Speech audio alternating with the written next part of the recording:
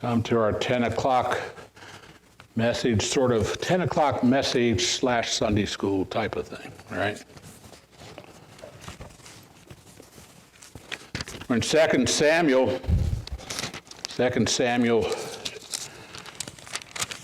chapter 14.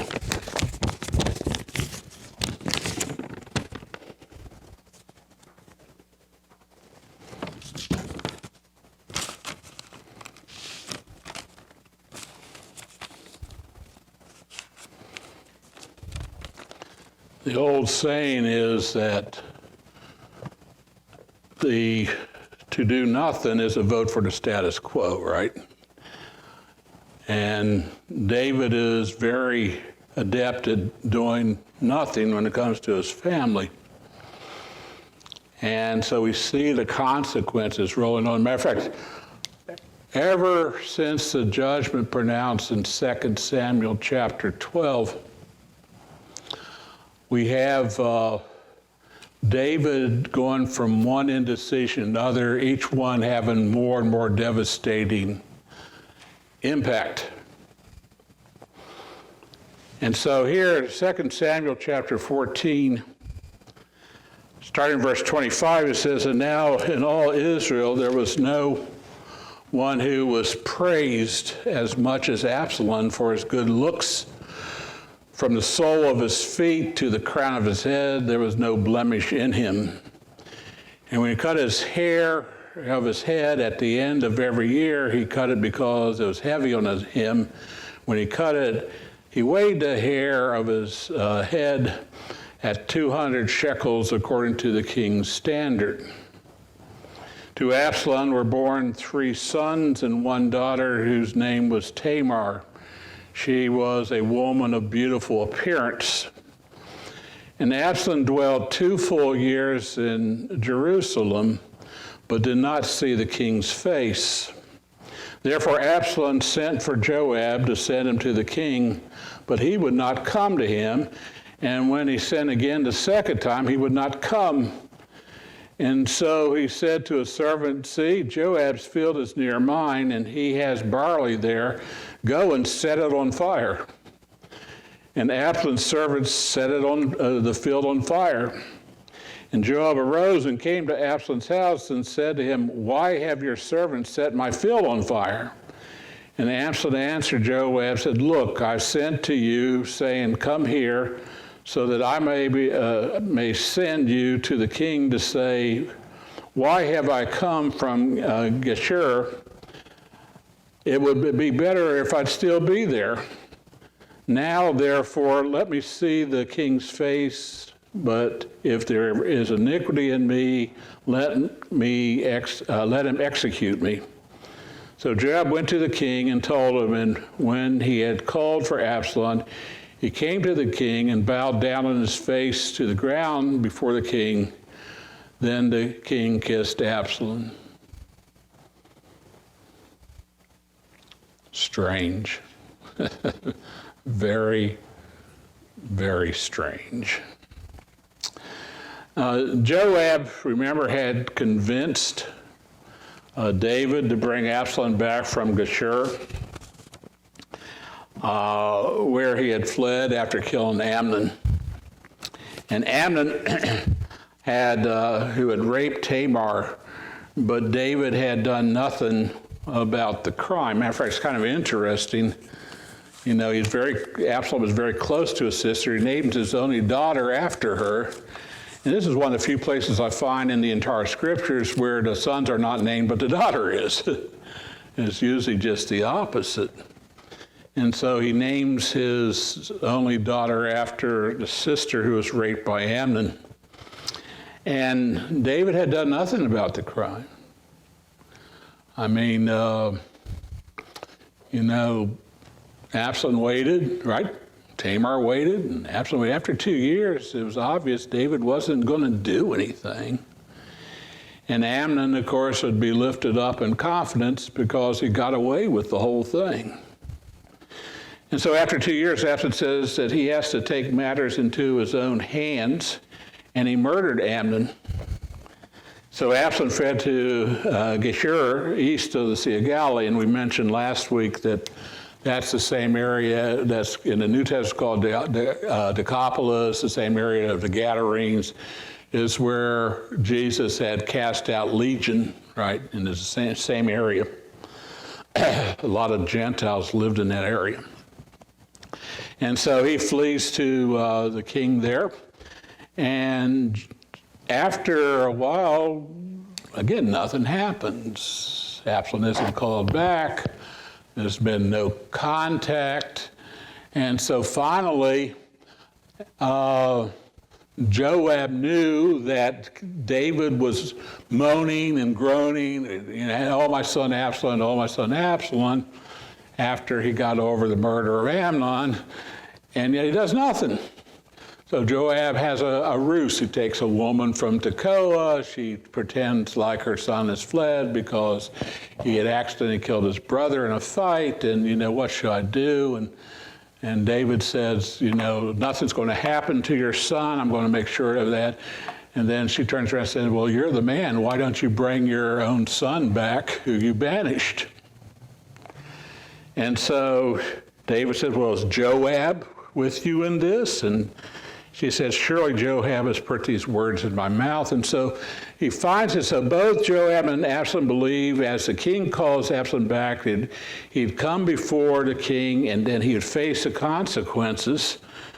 But David again proves unwilling to do anything. He says, listen, he may come back into the land, but he can never see my face. Well, the whole point of bringing him back is to what? Yeah, sure, to bring him back and to deal with this issue, right? And he's still his father's son, right? And so they bring him back and to face the consequences, but nothing happens.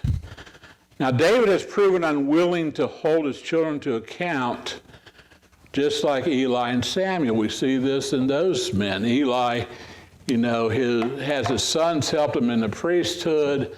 They're seducing the women in the tabernacle. They're stealing the money. They're stealing the best of the offering for themselves. And so God tells Samuel, go to Eli and tell him, judgment's on his house if he doesn't take care of his sons.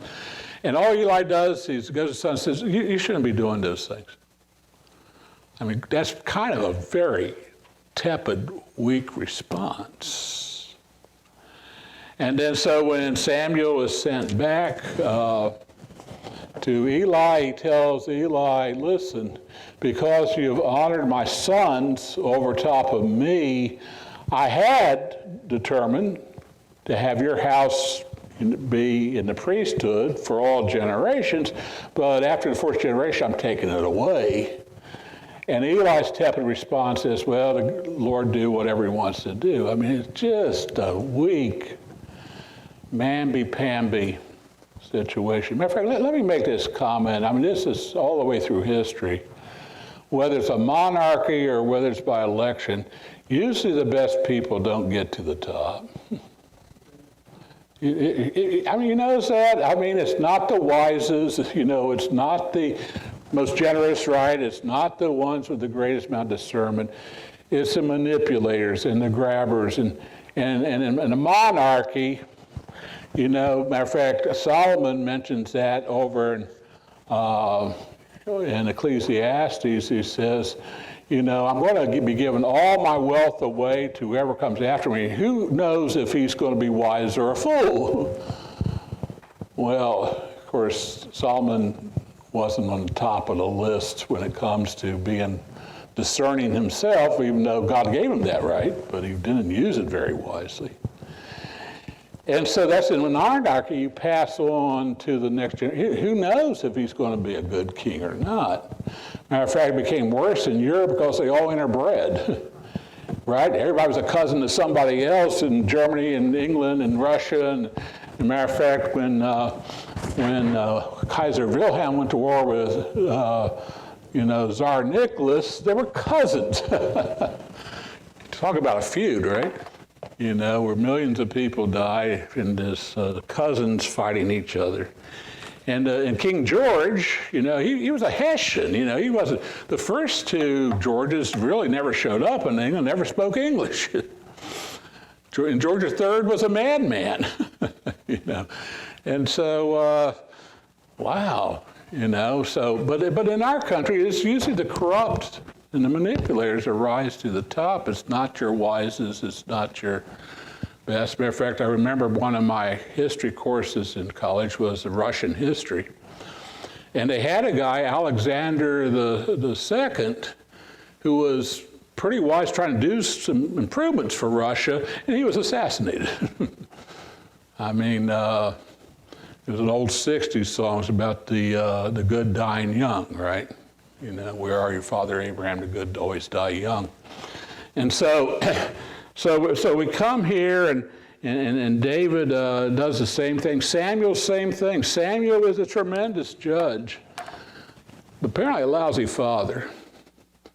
One thing I would have liked to have known, maybe you would too, is, Samuel's wife is never mentioned. You got to wonder, But we know that home works best if you have a strong father figure, right? It really does. Because mom can't really play both roles very well. And so Samuel had the same problem. So here's a great judge, but he's a lousy father. And one of the things that you see in Samuel is the fact that, if you know what your children are like, why would you put them in a position of authority, right? Why would you make them judges? And that's one of the things that motivates the people to say, we want a king, enough of this. But he says the kings are going to be worse. Well, the people need to do what? They need to go to God and say, hey, these sons of Samuel aren't doing well. What do you do? And he would have provided a proper judge, right? So because judgeships were not inherited. If you notice, all the judges, whether it's Deborah or Shamgar or Gideon, were all chosen by God. He's the one that chose them. And so we pick up the story here that his son. Now I want you to notice this thought really struck me as I was preparing this message. Do you realize that his sons did the exact same type of crime that David did? David committed adultery with another man's wife. Amnon rapes his half-sister. Sexual crime. David made sure that another man killed Uriah, whereas Absalom had his servants kill Amnon. See? Now, I think here's the crux of the matter. David is wondering how can he punish his sons for doing the same thing that he did. And I think here's a very important point to consider, is the fact that David never truly reconciled completely what he did. He confessed before God, but he never came before the people, right? He never came before his family. He never reconciled with his servants. He kept, he just ignored it as if, I'll just pretend like it didn't happen. Listen, unless you reconcile the past, you really can't properly go into the future. You really can't. And so you can't with authority say, son, don't do this when you've done it yourself, without first saying, son, I did the same thing that you just did, and here's the consequences I've had to pay, right? If you read, I think his first name is Bob McDonald? George McDonald. The pastor was, caught with adultery with his secretary. He went through the whole reconciliation process, right? Got back in the pulpit, and now with authority, he can say, this is wrong, this is what I paid, and move forward. Because if you have something that someone has against you, it's awful hard for you to, with authority, be able to implement proper justice. So David doesn't properly reconcile these issues amongst the people and in the kingdom. he sort of pretends like it doesn't happen. If something's happened, you can't pretend like it didn't. And it'll always crop up to bite you, won't it? By the way, ever notice if you have a skeleton in the closet that people are always picking the lock? They know something's back there. They know they have something on you. And so not confronting the issue doesn't make the issue go away. Matter of fact, the issue festers. We have a saying about, one rotten apple does what? Spoils the whole bush. So if you don't take care of the rotten apple, you're going to have problems throughout. Now, Absalom had not seen his father for 3 years. Absalom was the banished prince. And by the way, let me mention this, something that's usually not mentioned is the fact he was banished de facto. In other words, he was never brought before the king and said, I'm banishing you. He just was banished. When he went to Geshur, he just, okay, stay there. And David moves on as if nothing had happened, and yet he's moaning all the time, oh, Absalom, Absalom, my son. And so this is kind of a strange affair. Isn't it interesting? This is a guy that can face down a giant but can't face down the problems in his own family. See that? Does it remind you of someone else in the New Testament? Peter's waving a sword. He's going to defend Jesus Christ, but a little slave girl comes up to him and says, you were with Jesus. And what did Peter say? I don't know him. And so he could stand before this troops coming to arrest Jesus, but he could not stand before the servant girl. And when he accuses him of just being one of the group that's with Jesus. So now we have trouble brewing. Now, isn't it interesting? The first thing they mentioned here is Absalom is one handsome dude. That's an NIV translation. One handsome dude. He's really, you have all the king, man. There's no one like, boy, this is the Brad Pitt of the day, or whatever, and he's kind of old though now, right? Isn't he? I don't know who the new hunks are, but he's a guy, without blemish. It says they remove 5 pounds of hair off his head every year. It's like having a sack of flour on your head every year. By the way, this is a side note. I know I might get shot for this, but I never understood, I'd hear when we were in high school and stuff, and a guy with long hair, and the girls would just say, oh, he's got such nice hair. And I just thought, really? It was a girl thing, I'm thinking, yuck. And they said, boy, I wish I had hair like that. I'm just, okay, this is a world that I'm not, I don't understand this world. But he was that type of guy. They said, have you seen Absalom's hair? Only his hairdresser knows. Now, that's an old reference, but here they took 5 pounds of hair off the guy's head every year, and I guess that'd be a lot to carry around, So, and all Israel's drawn to him, and you had 3 issues here that David's not even aware of. Number one, just as a parent to draw sympathy. You ever notice that they give, the Hollywood divas, the benefit of the doubt just because they're celebrities and attractive and stuff. You have marches and free Britney Spears. She's a whack-a-noodle. Talent, attractive, but she's still a whack-a-noodle. So it just, that's the way with Absalom, right? And we're going to see that in the next chapter. Oh, there's a guy you want to follow. By the way, isn't that where we got in the problem before? Saul looked like someone that was what? Yeah, he looks like, man, head and shoulders of everything, strong guy. Boy, we'd follow this guy.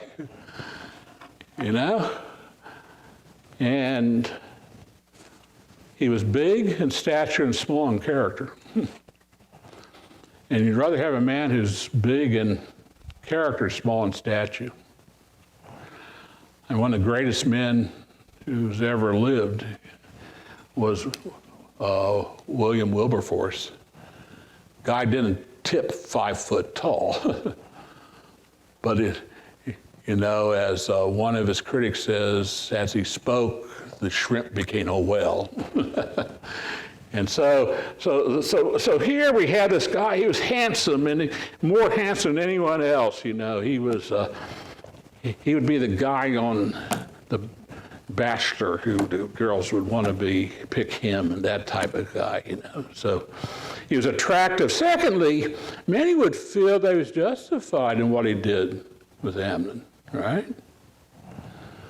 You know, they would. I mean, as I mentioned last week, the guy that I saw in a documentary had killed this other guy because he'd raped his mother, you know, and cops weren't doing anything, so he took it in his own hand and in jail. And I couldn't completely blame the guy, right? I mean, in a sense, I mean, you can imagine the rage. I understand the law and all this stuff, but I mean, I can't imagine the rage. And this is again another side. I can't imagine the rage that the family of the woman who was killed waiting for her son to be inducted in the Navy had when the guy who killed her was on home detention, having been accused of 2 murders. And he cuts off the ankle brace and goes down and kills someone else. I mean, I can't imagine what the rage would be. And then the honorable mayor of Annapolis stands up and says, oh, it's about guns, guns, and more guns. No, I'm sorry, it's about you did not execute justice for this family. I don't want this to be a political speech, but you see, some would say he was justified in doing it, since David wasn't going to take matters, you know, when he should have in his hands, Absalom to his head. Thirdly, they probably felt that his continued banishment from the palace was unjust. So Absalom probably had a lot of supporters behind him. You know, if you'd just check the social media post, you know. So he probably had a lot of people who would say, you know, I'm for this guy. Now here's something else we need to note here, and we see this all the way through, all the way to the end of the book. David seems totally unaware of what's happening now beyond the palace gates, right? He seems unaware of what's going on. When in the next chapter where we see Absalom gaining support to take over the kingdom, he seems to be totally oblivious to it. He's totally oblivious to what's happening in his own family. He's totally unaware. You know, one of the things that you have to be if you're going to lead is be aware of what's going on, right? You know, one of the things that always frustrated me is over the years is when something's happened in a congregation, I've become the last to find out. And people will talk to me as if I knew, don't you know what's going on? No, I have no idea, you know. One of the things is you've got to have an ear to the ground, right? You know, surely everybody's talking about, well, I don't know. and you know, this is the whole idea. David totally lacked discernment what's going on. He's totally in his own little world. So Absalom decides to make his move. Absalom gets tired of waiting to be called to the palace. He calls Joab twice. Joab doesn't want anything more to do with it, right? I mean, he went out of the way, came to David and you know, did the whole ruse thing and then David brings Absalom back and he's in the kingdom. Joab said, that's all I can do. I can't force David, you know, to bring Joab into the palace. That's up to Absalom now. So Absalom calls him once, he doesn't come, calls him twice, he doesn't come. So Absalom, who seems to use his servants as his hitmen, right, says, yes, he says, listen, Joab's field's right over there. I want you to go out in the barley field. I want you to set it on fire. Now, that got Joab's attention, by the way. And so they went over there and they set his barley field on fire. And Joab got his attention. Joab comes over and says, what are you doing, having your servant set my field on fire? He said, Absalom said, listen, I called you twice. And he made 3 obvious points here. Number 1, he said, listen, it would have been better for me to stay in Geshur than to come close to the palace and not be able to go into the palace, right? I mean, at least if I'm in a foreign country, I know that I'm not going to be able to go in the palace. But now I'm within the shadow of the palace, I still can't go into the palace, right? Well, I can't use this passage without thinking when Gene and I went to Israel, Absalom's tomb was right there in front of the eastern gate wall. At least they said it was Absalom's tomb. And so there was a large tomb built there. And so first of all, a better mistake. Secondly, I thought if I was going to be brought back home, I'd be brought back home, right? I mean, really home, right? Not just in the land, but I'd actually be brought back into the palace and talk to the king, whatever the consequences are. Then the third point, which I think is very valid, he says, listen, let me see the king, whether he pronounces judgment and execution or not, that's better than not being a non-person. He said, let's face this down face to face. We can go through the whole thing about the rape and about Dave not doing anything. And yes, I did commit murder. And if you want to execute me for that, but do something, right? Do something. And so here Joab goes and tells the king, really, you need to see your son. You brought him back. You haven't seen him.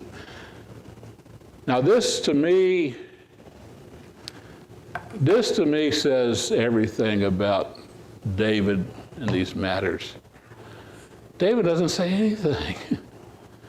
Brings him forward. Absalom falls on his face before the king. In other words, I'm ready to accept your judgment, right? All the king does is lift him up and kisses him. That's it. I kept looking, and he said what? He didn't say anything. I mean, if you're going to reconcile, you need a what? You need to reconcile. You need to deal with the issues, right? Now, when you have a discussion with your spouse, right? You want to come to some kind of conclusion. You want to get the facts out. You want to get how I feel about this. Nothing. There's no dealing with the murder. There's no dealing with the rape. There's no dealing with David's, what he did. There's none of that. Now listen, restoration without accountability is complicity. Restoration without accountability is complicity. In other words, what you're saying is it's all right what you did.